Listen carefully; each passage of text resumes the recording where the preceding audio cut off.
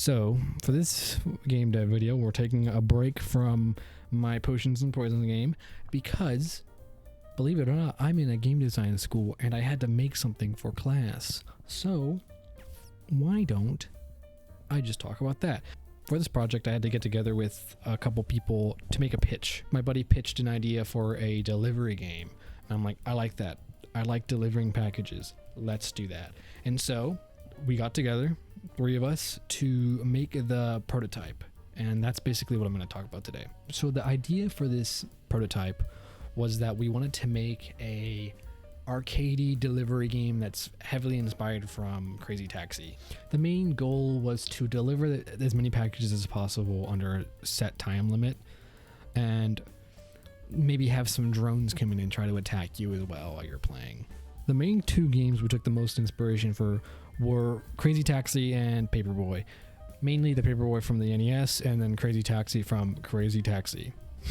The most inspiration was obviously Crazy Taxi, the main driving, going to locations. We took a lot of heavy inspiration. If you look at the comparison between the final demo and Crazy Taxi, we're using that green arrow, we're using funky driving, we're using delivery points.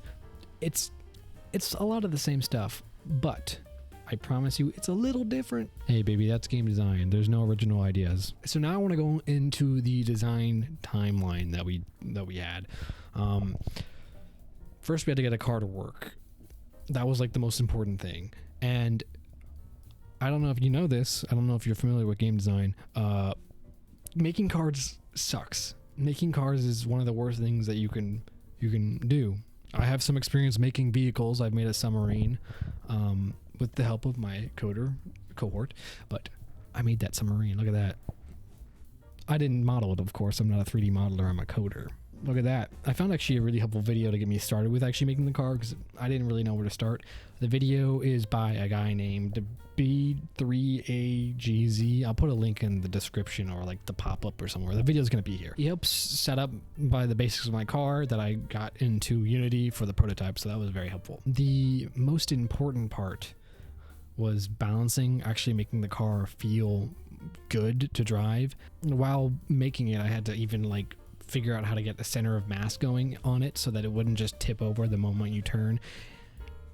Cars are fun to make.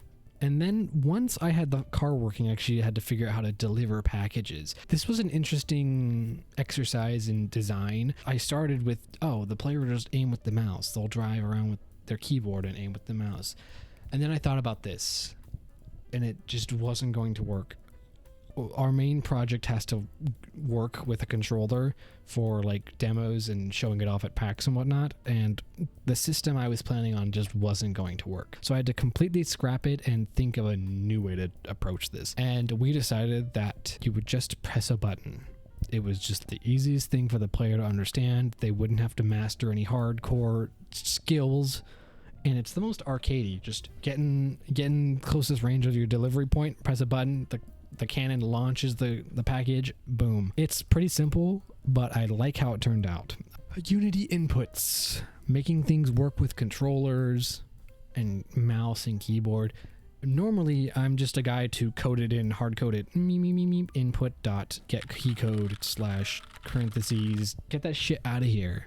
We're using Unity's new input system. I've been hesitant because I'm stubborn and stuck in my old ways and I don't want to learn new things, but I have to admit the Unity input system is pretty neat. It's okay. It does what I want it to do sometimes.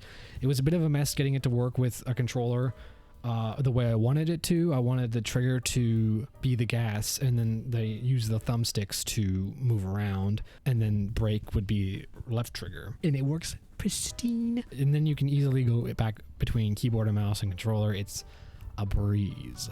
Delivery points. Now that we had a working car and a way the player could deliver packages, we had to have a way to continuously allow the player to deliver more and more things. And my approach to this was to have a bunch of set points that are randomly chosen every time you make a delivery. So the way I did this was, you have the cylinder delivery point. Fine, that's like that. But when the package goes in, we need to check. We have a delivery made, and then the game will go, okay, find a new location, go there, and that'll be the next delivery point. I'll show it behind me. Yeah, so as you can see, it's the player made a delivery. Oh, look at that. We need a new location. Randomly chose one. There, right there. That's where you need to go.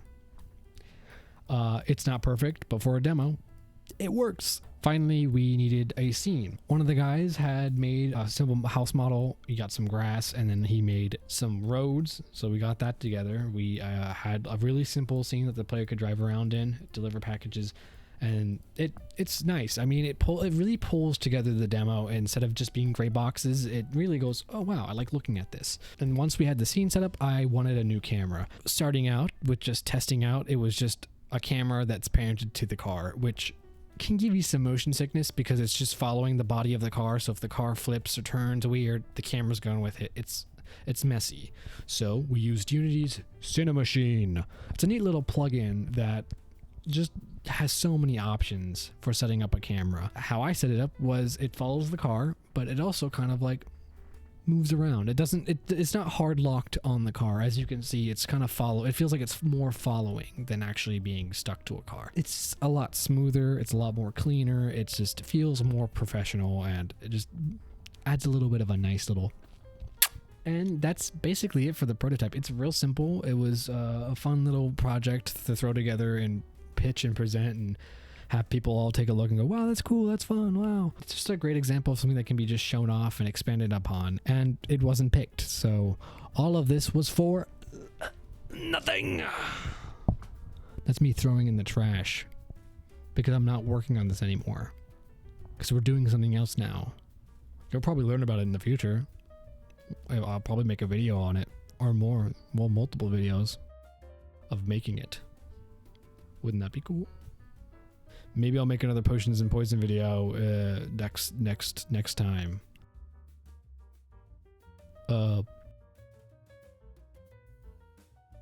Thanks for watching.